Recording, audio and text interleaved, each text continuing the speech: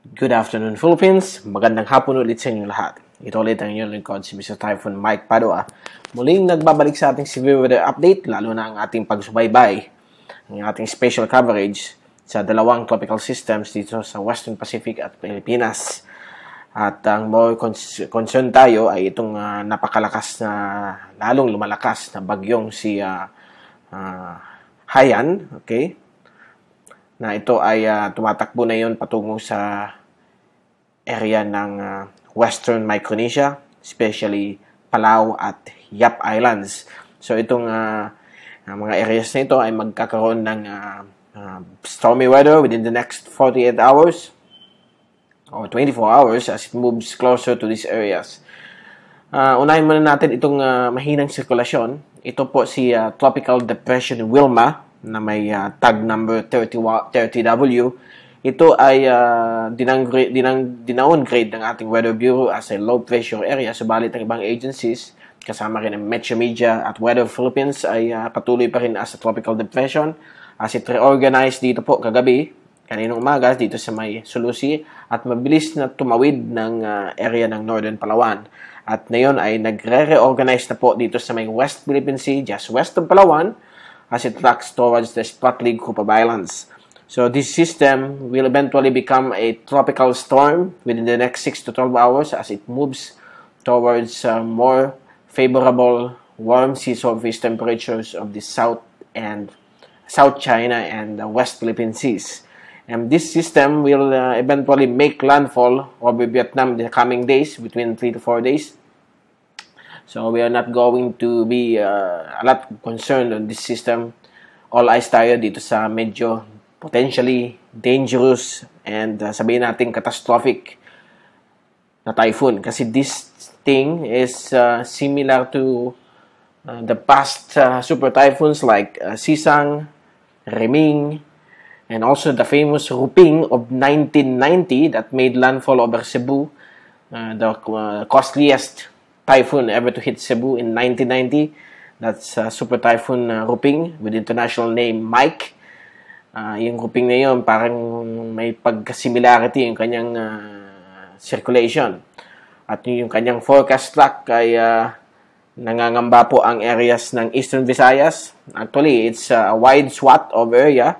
Kung titingnan natin dito sa ating latest satellite animation mula sa CIMSS, ang general track niya ay dito po sa may area ng Samar at Leyte.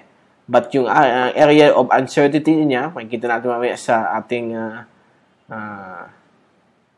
tracking chart o yung storm track natin, ay abot po hanggang dito po sa may area ng Eastern Luzon and areas of Eastern Mindanao. Because when we say area of uncertainty, pwedeng yung bagyo ay maggalaw ng patungong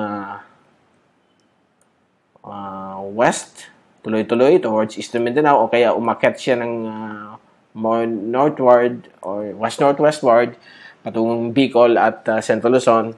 So may possibility rin maapektuhan po ang Metro Manila. So yan po ang sinasabi nating window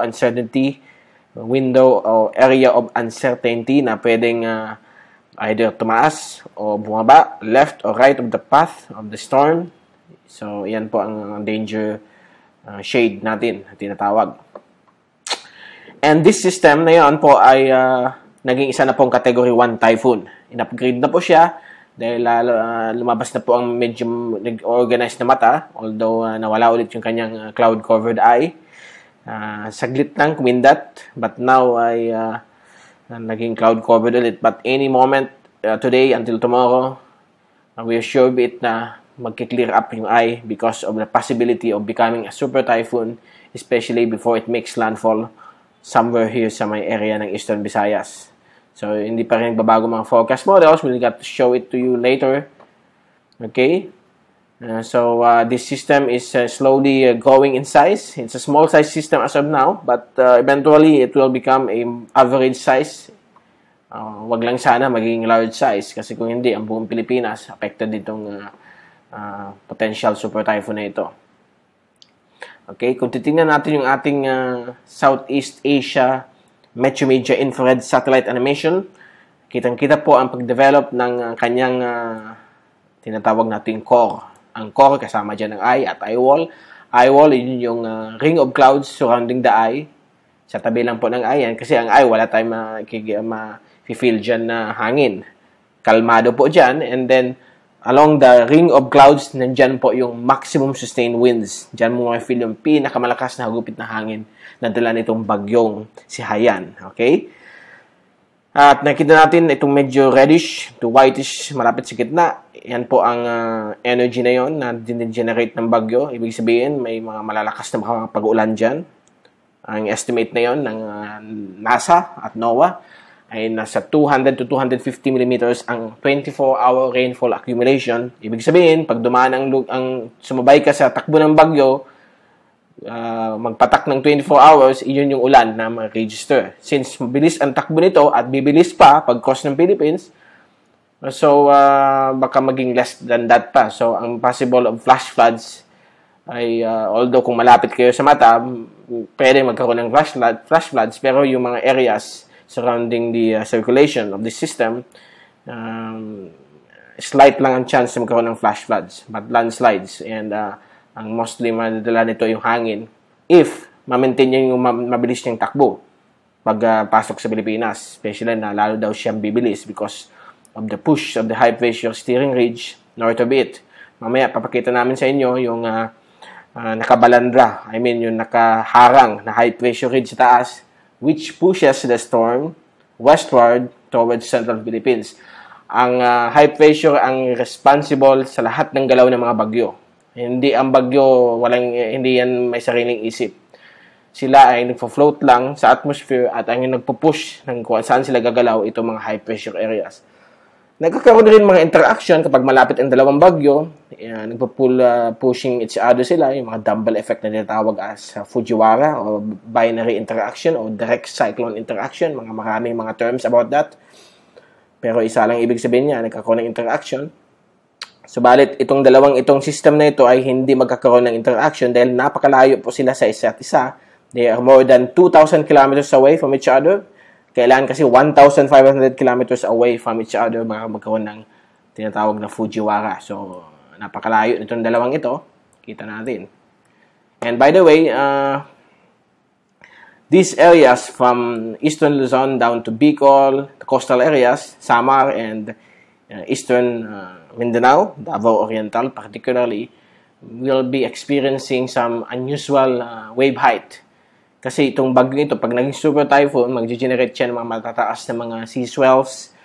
Okay? Pagtaas ng alon, pwedeng umabot ng 3 to 5 feet. Depende sa shape ng coastal area ninyo. So, iba-iba rin ang taas ng alon. So, mga fishermen along the coast, wag muna kayo maglayag habang papalapit po itong napakalakas na bagyo. Paliban muna ninyo within 24 hours kasi mabilis naman ang takbo nito. Pagpasok niya sa PAR, na-estimate natin by Thursday morning, it could reach the Philippines right away within 24 hours. So, actually, today is the time to prepare na yung Tuesday kasi bukas you have only 48 hours but pwede pa rin mag-prepare. So, babantayin natin itong system nito as it moves closer to the Philippines. Okay? Now, punta natin yung sinasabang dating high pressure ridge. Ito yung steering environment, yung high pressure na nagpo-push, yung malakas na hangin na nagpo-push sa bagyo kung saan sila gagalaw. Ang bagyo kasi, para silang tinatawag nating tansan o cork ng wine na tinapon mo sa river system. Kung ano yung agos ng river system, yun din gagalaw, dun rin gagalaw yung bagyo. So, imagine na lang ninyo na itong mga lines na puti, ito po yung agos ng ilog. So, kung ano yung agos niyan, doon dadaan yung bagyo. Doon sasabay sa agos na yan, yung bagyong si Haiyan. Okay? Na medyo namimilig ko po ang Pilipinas. And then, right now, meron tayong high pressure area, steering ridge. Ito po, centered east of Taiwan. And then, nag-extend po siya east, dito sa may east of the Marianas, north of Marianas, and then the extension of this ridge extend up to Hainan Island. Kaya nagbablock itong high pressure ridge na ito, steering ridge na ito, para para hindi umakyat itong bagyong si Haiyan papuntang north. So, the track that this typhoon will do is towards the west-northwest. Medyo lumalaban din kasi ang bagyo niyan eh. Hindi yan talaga pure na diretso siyang ganito. Kasi habang lumalakas siya, lumalaban din siyang umakyat. Yan, labanan rin yung high pressure. Well, habang lumalaban, nagtatighten rin yung high pressure, palabas kasi yung hangin yan. Pag ganyan yung hangin yan, so kaya nagkakaroon ng flow na ganyan. Okay? So, let's see what will happen. Kung humina itong high pressure ridge ng konti, mamimilig ko po ang Bicol region at Metro Manila. Yan ang medyo two scenarios. Actually, we have three scenarios. Pag lumakas pa itong lalo, delikado po ang area ng northeastern Mindanao, Cebu, okay, Bohol, yung quake ravage areas, yung tinamaan ng 7.1 magnitude. So, nakakaawa po talaga. Let's hope and pray. Sana naman magkaroon ng miracle na bigla siyang umakyat. Humina kagad itong high pressure ridge. But most of the computer models suggest it's a straight line towards Samar, Masbate area. Okay? So, iyan po ang medyo problema natin na yun. With 3 days left, this storm will bring some devastating effects in the islands of the Philippines. So, kailangan po maghanda na po tayo. Huwag maging matikas ang ulo. By the way, ito po yung ating oceanic heat content. This is the reason why fino-forecast ng JTWC at iba pang agencies, mga computer models, pagdating dito sa area na ito, east of Samar, nakikita ko ninyo yung mga pula-pula yan, yan po yung init ng dagat. Yung release yung tinatawag nating oceanic heat content in kilojoules. Yan yung energy na nag-generate ng init ng dagat. Yan po ang nagbibigay ng energy sa bagyo. So, pag dating na dito, medyo mapula, baka umabot ng 240 o pwede pat mas mataas pa dyan. So, yan po ang medyo masaklap na yon, medyo bad news sa mga residents of Eastern Visayas. Kasama din po ang Bicol kasi pag nag-slide shift siya pataas, pwedeng daanan ang Bicol region. Pag bumaba siya, din namimilig ko ang Cebu, Bohol, Southern Leyte. Okay? So, yan po ang mga scenarios na yon dahil mainit po ang dagat na yon. Kaya nakikita natin yung oceanic heat content, yung nag-fuel sa lakas ng bagyo ay lalong tumitindi habang papalapit. Nandito kasi siya, yung bagyong ito, imagine, nandito pa lang siya, konti lang yung init, pero naging typhoon na siya. What else if nandito siya sa area ng medyo mainit, lalo na dito sa napakainit sa area na ito. Okay, so we are going to observe this one, focus on what the typhoon will do. Let's hope and pray na magkaroon ng miracle within 3 days. Alam natin, pag nag-pray tayo, sometimes God will give us miracles na paakyatin ng bagyong ito. And this another one, ito yung tinatawag nating graphics nito mula sa CIMSS. This is the wind shear package. Itong wind shear na ito, tendency po ito for the next 24 hours para makita ninyo kung lalakas yung hangin along the path of this system. At nakikita natin na medyo hindi masyado kalakasan. Nasa 20 knots lang at 30 knots yung hangin above the storm. Kasi kung sobrang lakas yung hangin, around 25 to 50,000 feet. Kasi ang bagyo up to 50,000 feet po yan. From 25 to 30,000 feet, pag yung hangin dyan malakas, masisira po ang bagyo. Kaya lang, nagkakaroon ng complication. Kasi kung yung bagyo, lumakas ng lumakas, maging isang super typhoon, nagkakaroon sila ng anti-shear. Ibig sabihin, kahit may malakas na shear dyan, ipapahina nitong bagyo. So, na-maintain nyo yung kanyang lakas as super typhoon. Kaya yan ang delikado. Makikita na rin natin dito na yung area surrounding this typhoon, Haiyan, ay mababa ang wind shear. So, nakita mo, bumababa pa. May negative 10 for the next 24 hours. Decreasing po. Ito po yun. Sinasabi, decreasing wind shear factor. So, ibig sabihin, lalo pong lalakas yung bagyo nito dahil bumabagsak yung hangin, yung wind environment surrounding the storm that could sana, kung malakas, gaya nitong sa Japan. Nakita niyo, napakalakas po dyan ng wind shear, yung hangin sa 20,000 feet, yung area na dinadaan ng mga aeroplano. So, kung malakas dyan, so hindi makakasurvive dyan ang bagyo. Kahit na kung meron siyang shear buster. Kaya lang dito, medyo mabago, mahina lang yung hangin. Kaya, let's hope and pray pa rin na sana hindi na siya mag-landfall. O kaya, dapat laging handa na tayo for any eventualities na mangyayari. Ito po yung active track kanina. Medyo may update lang na yon. Ang latest na yun, nandito na po siya. Okay, nag-westward pa siya. Nandito siya na yon, ang bagyong ito. Mabilis nga yung takbo. Si Haiyan ay nasa 120 na po, isang typhoon. At ang forecast, okay, ay dito po siya magla-landfall somewhere along Eastern Samar or Eastern Leyte. Okay?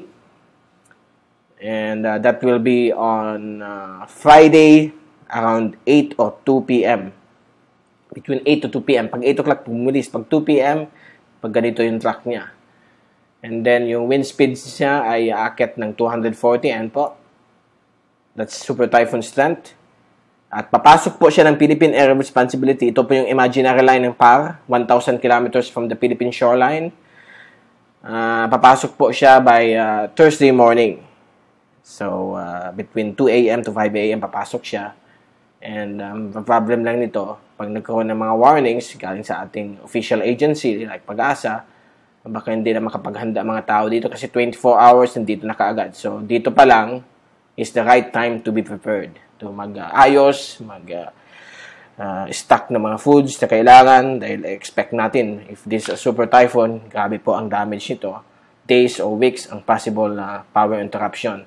Yung mga areas na flood prone, magsihanda rin po for possible increase of water accumulation na dala nitong bagyong ito. Ang mga super typhoon sumabot ng about 1 billion cubic tons of water ang binabagsak po niyan. So, yan ang isang fact ng isang super typhoon. It's can reach as high of 500 millimeters in 24 hours. Meron tayong isang kadumbas ng super typhoon, si Hurricane Mitch in the South America at Central America. Sa may Central America pa lang, sa may Colombia area, naglandfall yung si Hurricane Mitch. Yung dala niyang ulan, umabot ng almost or more than 1,000 millimeters in 24-hour accumulation. Kaya nagkaroon ng mga river of floods, flash floods, mudslides along those part in 1998 yun. Si Mitch, halos kasabay ni Super Typhoon Loleng, si Babs yung tumama sa Bicol na napakabagal ng Super Typhoon. 2 days kami binagyo noon sa Bicol Region at Naga City. Samantala, ito po yung forecast model mula sa ating Metromedia forecast tool. At kitang-kita po dito yung ECMWF, pinapakita po ang track niya dito sa may area ng let me see. Yan, sa may area po ng northern tip ng Samar, then dadaan po ng Sorsogon, southern part of Albay, tatama ng Bundok Peninsula, Marinduque, lalabas po sa may Puerto Galera. So ito ang pinaka-danger sa atin.